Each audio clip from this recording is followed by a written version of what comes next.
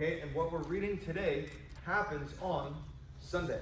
Man, remember, Jesus was crucified on Friday, so 5 days before, this is on Sunday, what we call Palm Sunday, okay? And so let's read it. You guys ready for this? Yes. Woo! Yeah. Okay, who wants to read? Jordan, thank you. Can you read nice and loud? Verses 12 through 19. Everybody follow along. The next day, the large crowd that had come to the feast heard that Jesus was coming to Jerusalem. So they took branches of palm trees and went out to meet him, crying out, "Hosanna! Blessed is he who comes in the name of the Lord, even the King of Israel." And Jesus found a young donkey and sat on it, just as it is written, "Fear not, daughter of Zion. Behold, your king is coming, sitting on a donkey's colt." His disciples did not understand these things at first, but when Jesus was glorified, then they remembered that these things had been written about him and had been done to him.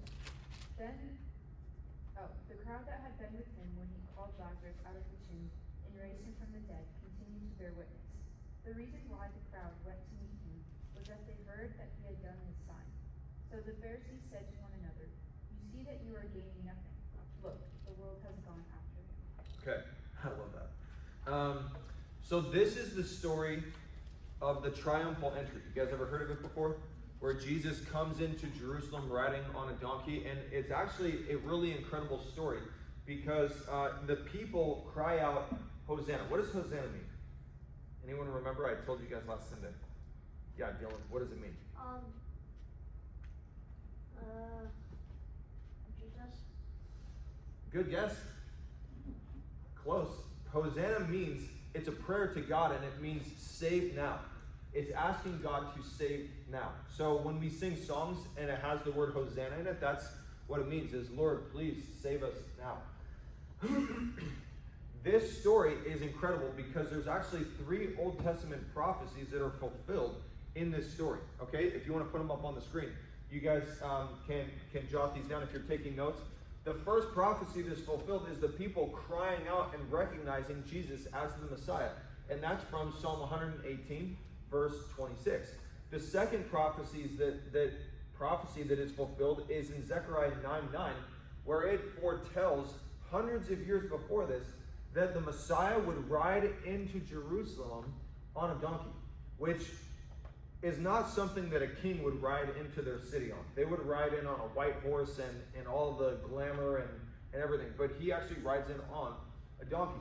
Zechariah 9:9 says, "Your king is coming to you, O Jerusalem, riding on a donkey."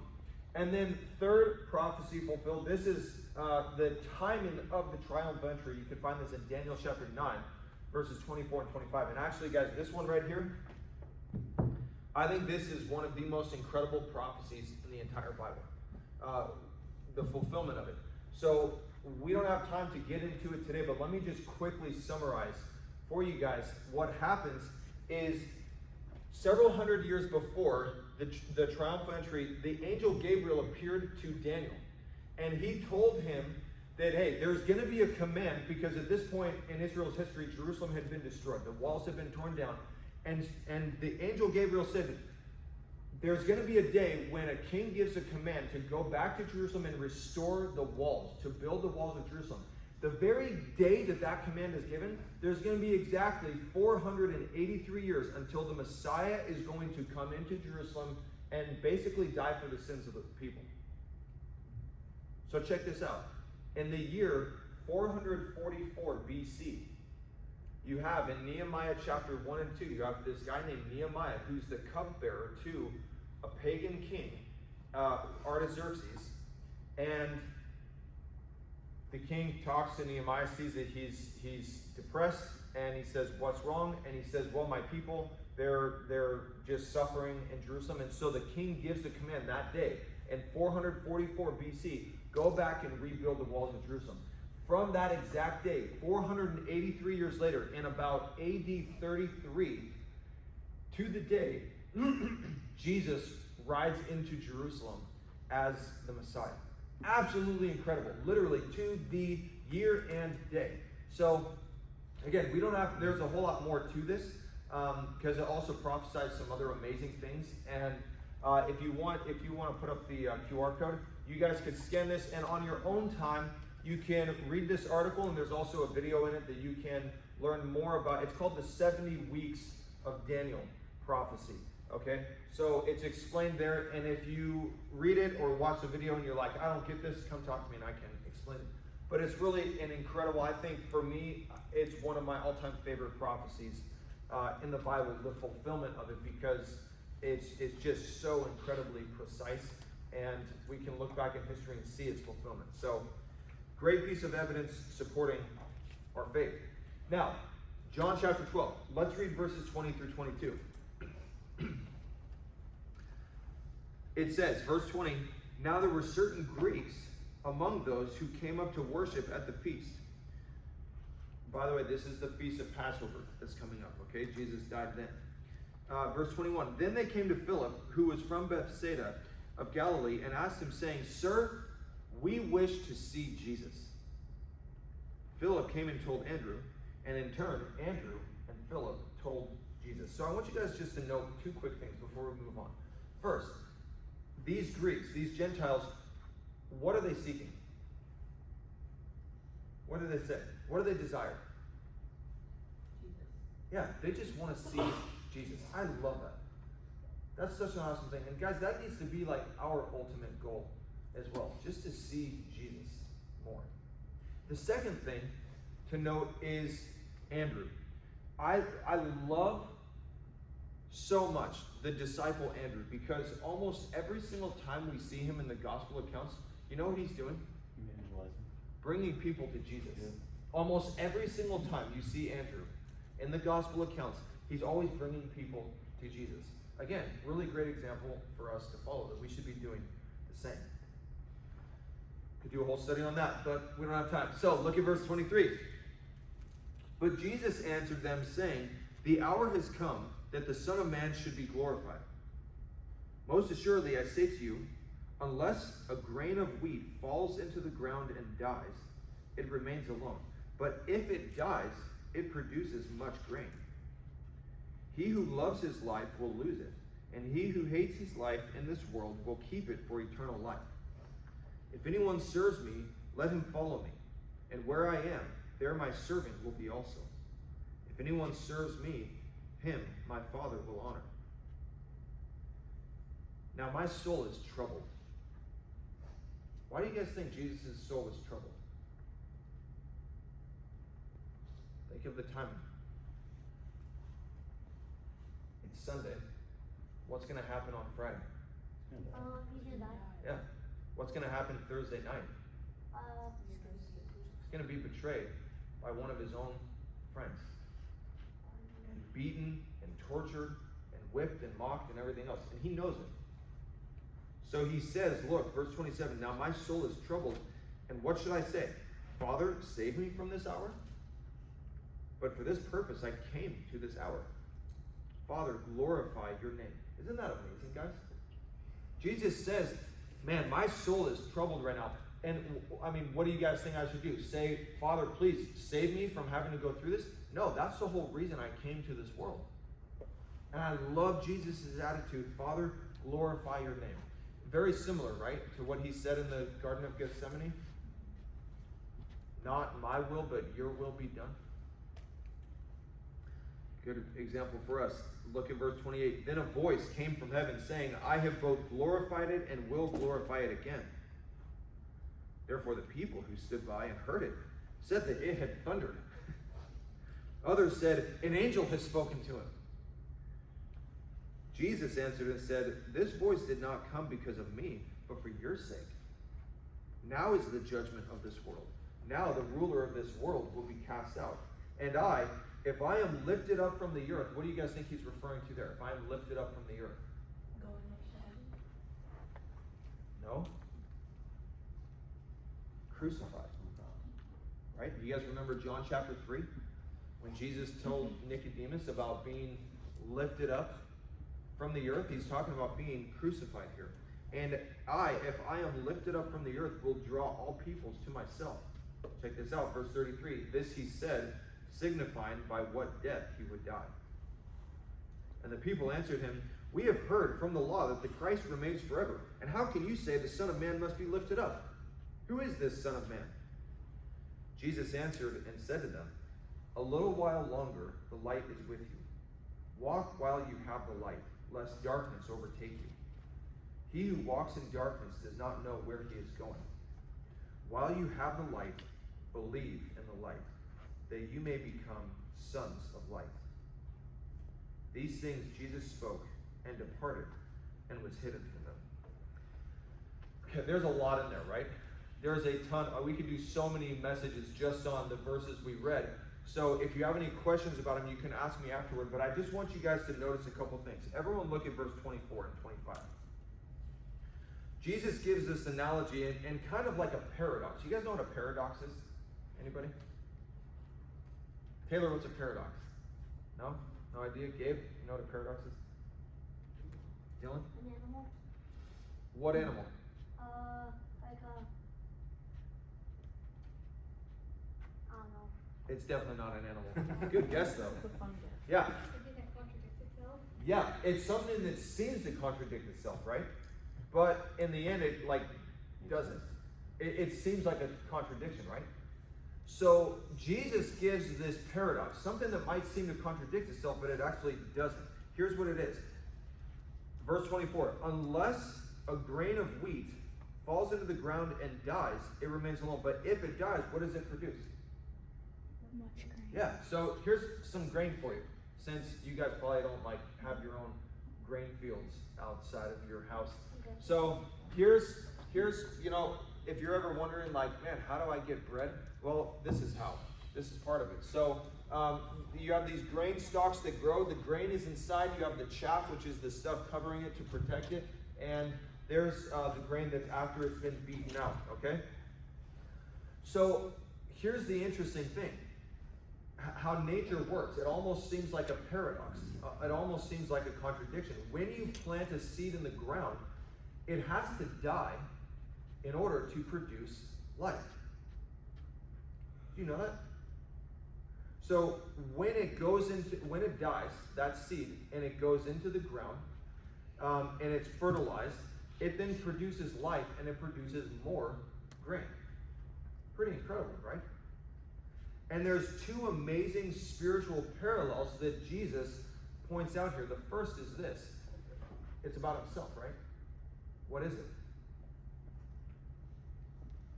Jesus is saying, hey guys, I am going to die and be buried, right? Go into the ground, be buried. And by doing so, by sacrificing myself and me dying, what's going to be the result? Anybody? Yeah. He would provide eternal life for so many people. Just like how when a grain of wheat dies, it then produces tons of grain. So also Jesus says, guys, I'm going to sacrifice myself. I'm going to die and go into the ground. In other words, be buried in the tomb. And as a result, it's going to provide life to so many people. Amazing, isn't that? But then there's a second spiritual parallel, a kind of an application for you and me. Can you guess what it is? What do we need to do? Pray to God. Yeah? Read the Bible. Good? Yeah. What else? Having to do with dying, though. Something we don't like to do. Need to die. We need to die to self.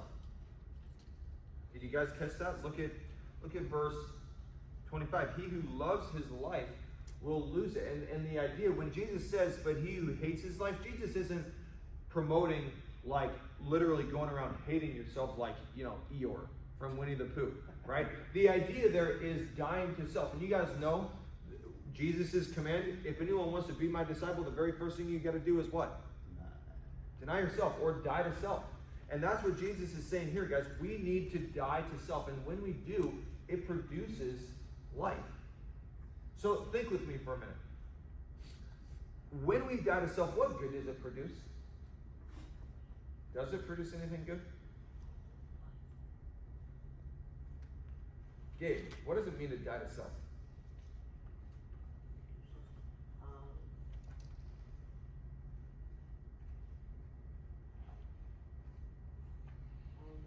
We talk about it a lot in youth group, right? What does it mean to die to self, Eric? To accept something else. Kind of, yeah. An idol. Okay, yeah, you're on the right track. Alicia? Kill your flesh and your like sinful nature.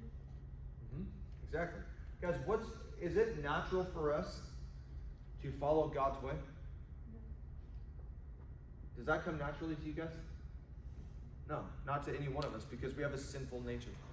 What comes naturally for us is to live for who? Ourselves. Right? It's hard to live for God. What's easy, what's natural for us is to just do what I want. Can we live for ourselves and also live for God at the same time? No. Because usually what we desire in life, our sinful nature, what our sinful nature desires, is the opposite of what God desires. So to die to self means I'm going to put those sinful desires aside and just living for me, and I'm going to choose God's way instead. Does that make sense? Yeah? Okay. Put yourself on the shelf. Put yourself on the shelf, that's right. I coined that phrase like 11 years ago. Okay, so what good does it produce, Gabe? When you choose to die to self, does it produce anything good? Yes. Like what? Tell me something. You become more involved with God because since you died to self, you're like, you kind of gave up what you wanted. Yeah, excellent. Good. What other good does it produce, guys? When you die to self, what good happens as a result?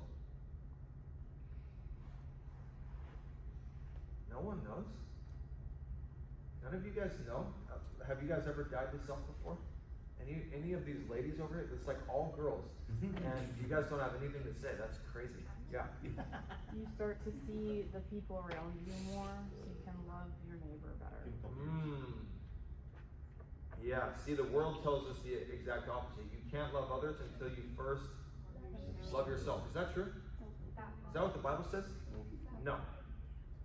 The Bible actually says the exact opposite. If I'm focused on me, I'm not going to love others the way that I should. Think of what Jesus did. Jesus put others before himself. And if we're Christians, whose example are we supposed to follow? His. So when I'm so self-absorbed, I'm not going to love others the way that I'm supposed to. And I can't love them the way I'm supposed to. The way that I love others like Jesus does is when I die to self and put their desires, their needs before my own. So Galatians chapter 2, verse 20. Everyone turn there really quick. Galatians chapter 2, verse 20. Galatians 2. While you're turning there, a couple other things, guys, that when I die to self, some of the good things it produces, a closer walk with God. Gabe kind of mentioned that. It draws people to Jesus. And ultimately, it produces true life in us. Because Jesus said that he who loses his life by dying to self will what? Find it. Guys, you know what the key is to really experiencing life? Dying to self and following Jesus. So Galatians chapter 2, look at verse 20. Paul says, I have been crucified with Christ. It is no longer I who live, but Christ lives in me. And the life that I now live in the flesh, meaning in my skin and bones, I live by faith in the Son of God who loved me and gave himself for me. Do you think that's where true life is found, guys? Christ in me. The life that I now live, it's not me. I've been crucified with Christ. It is Christ who lives in me. So guys, we have this paradox in the Christian life. If you want to put up the next point. The greatest way to live is by dying. Dying to self. Right? The greatest way to truly, you guys want to experience true life? It's by dying to self. And putting Christ first in my life. And others before me. That's where true life is found. There's an amazing worship song called The Wonderful Cross. And the chorus goes like this. The wonderful cross bids me to come and die and find that I may truly live. That's so true. So a little bit of application. Are you guys doing that? Are you guys practicing that daily, dying to self? Or is your mentality daily just totally focused on yourself? You know what happens when Christians die to self? The church thrives with life. Church grows. And I don't mean necessarily by numbers, but spiritually. The church grows spiritually when Christians die to self and put Christ first and other believers before themselves. So guys, we need to die to self. Amen? Is that easy? No. Is it possible? With his help, yeah. And our mentality needs to be Jesus's. Father, glorify your name. So, let's look at the next section. Verse 37. Who wants to read? Someone. Who wants? Anybody? Nobody? Alice? Okay, Courtney, go ahead. Verses 37 through 43. But despite all the miraculous signs Jesus had done, most of the people still did not believe in him. This is exactly what Isaiah the prophet had predicted. Lord, who has believed our message? To whom has the Lord revealed his powerful arm? But the people couldn't believe, for Isaiah also said, the Lord has blinded their eyes and hardened their hearts, so that their eyes cannot see and their hearts cannot understand, and they cannot turn to me and have me heal them. Isaiah was referring to Jesus when he said this, because he saw the future and spoke of the Messiah's glory. Many people did believe him, however, including some of the Jewish leaders. But they wouldn't admit it for fear that the Pharisees would expel them from the synagogue, for they loved human praise more than the praise of God. Okay, there's a lot that if you got your own Bible, it'd be good to highlight, underline some verses there. But check this out, guys. We have two very different groups of people here. The first group of people, they still didn't believe in Jesus even after seeing all the signs, right? You guys catch that? So you could put up this point that I made actually a few weeks ago, if you guys remember this. Miracles are no guarantee that people will believe, right? Some people do. They turn to the Lord after witnessing a miracle. But guys, look, did you guys catch what it said there? There's many people that still didn't believe even after seeing all the signs Jesus did. And remember, just a short time ago, Jesus raised Lazarus from the dead. Like, what other sign do you need? The second group of people, everyone look at verse 42. Some people did believe, but they hid it. All right, that's the second group. And I want you guys to take note of a few things about this second group of people. Look at verse 42. First of all, who was it that believed? Yeah, man, that's amazing, isn't it? Like, we hardly ever see that in the Gospels, where some of the rulers, probably some of the spiritual religious leaders, and maybe even some political leaders, they actually believed in Jesus. That's amazing. We hardly ever get to see that. But the problem is what? Yeah. They believed, but they didn't do what? They didn't confess their belief in Jesus publicly. Right? What did they do? They hid it. They hid their belief. They secretly believed, but they wouldn't be honest about it. Now, why did they hide it? What does it say? Because they didn't want what to happen? Kicked out of the church. They didn't want to be kicked out of the synagogue. The synagogue was the Jewish place of worship, kind of like our equivalent of church. And maybe you're thinking, what the heck? Why would they be kicked out of church for believing in Jesus? Great question, right? But that's, these religious leaders, they were no good. Okay? So think about this, guys. They hid their belief in Jesus because they didn't want to be kicked out of the synagogue. Why didn't they want to be kicked out of the synagogue? Look at verse 43. What does it say?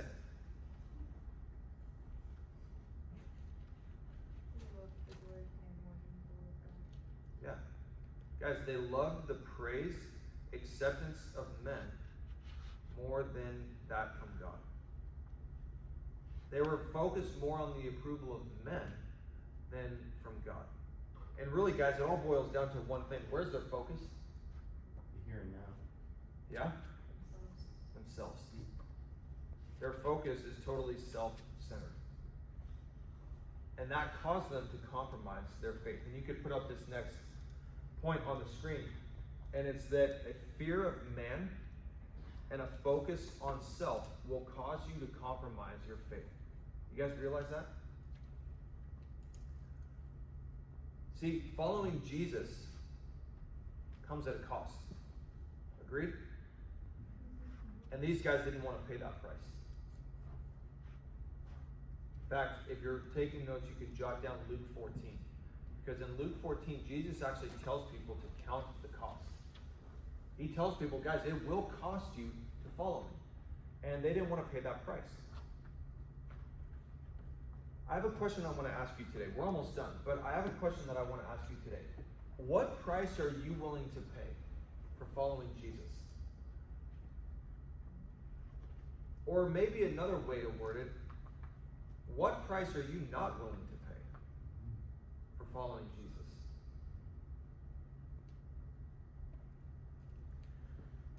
See, guys, in the life of following Jesus, you guys with me? In the life of following Jesus, there is no room or allowance for living two different lives.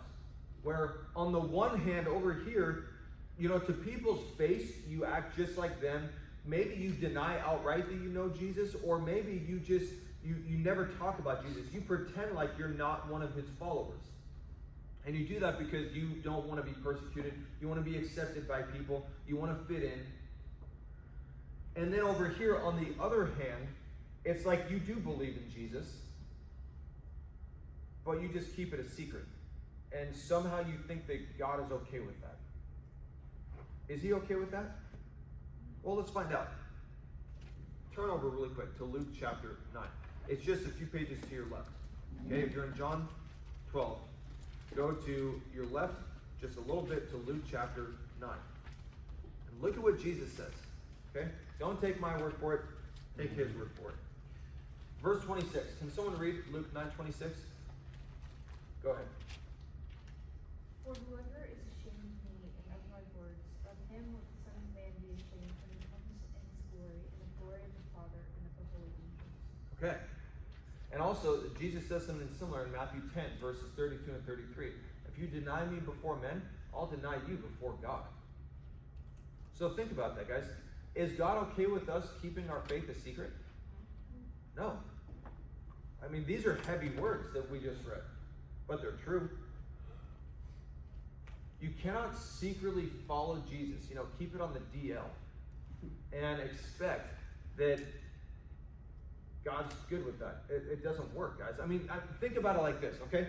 Put up this picture, please. Jesus demanded that those who follow him must carry their own what? Cross. Think of that picture, okay? How are you going to do this secretly? You're going to hide the cross in your robes? You can't. Like, if you are carrying a cross, everyone's going to know. Because look at it. It's obvious. Jesus told his followers, if you follow me, you must carry your own cross. You cannot do that secretly. Can you turn the lights off, please? Here's another example for you. Jesus told his followers that you are the light of the world. Yeah, if you just slide that little screen. Jesus told his disciples, you are the light of the world. Okay? Yeah, almost there. Almost there. It's on that wall over there. That's why you gotta do it. Bummer. Run, David. Run. Like David ran toward Goliath. Nope. Nope. Pretend that all the lights are off, guys. Okay? I can't see. This really doesn't work when there's lights on, but maybe second service will be better. Okay? Imagine that, nope, all the lights are off. Okay? Oh, my laugh just extinguished the flame. Or maybe the gas ran out. Okay. Check it out. Hey, it's still working. There we go. There you go. Guys. David, there's still a door open with a light on. What the heck? Just kidding. It's all right. Guys, think about this. Look at this. Look at this. Is the world full of darkness? Yes. Okay. How are you going to, in a dark place, hide your light? Jesus told his disciples, you are the light of the world. How are you going to hide this? You can't. You really can't if you're truly following Jesus. Remember the I am statement Jesus made? I am the light of the world. If you follow me, you will not walk in darkness, but have the light of life. The closer you follow Jesus, the closer you will be to the light. So if you are truly following Jesus, can you keep this a secret? No. Okay, you can turn the lights on. Thank you. Oh wait, that's a mock clock. Yeah, Yeah, look me him too. up. But It'll strain his eyes. yeah, you can turn them on. I like the Go ahead. There you go. Thank you. Oh. So guys, here's the point. As we get ready to close, you have to make a choice. You either follow Jesus unashamedly, or you don't follow him. Oh. Yeah, that's pretty heavy to think about. You either follow Jesus unashamedly, or you don't follow him, and you walk away from him, and thus make the worst decision in the world. And we're going to finish with these last verses. Look at verse 44. Then Jesus cried out and said, he who believes in me believes not in me, but in him who sent me. Speaking of God the Father.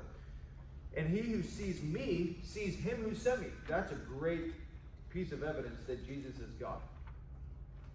In other words, guys, if you see me, then you're seeing God. Verse 46. I have come as a light into the world, that whoever believes in me should not abide in darkness. And if anyone hears my words and does not believe, I do not judge him, for I did not come to judge the world, but to save the world. He who rejects me does not reject and does not receive my words, has that which judges him. The word that I have spoken will judge him in the last day.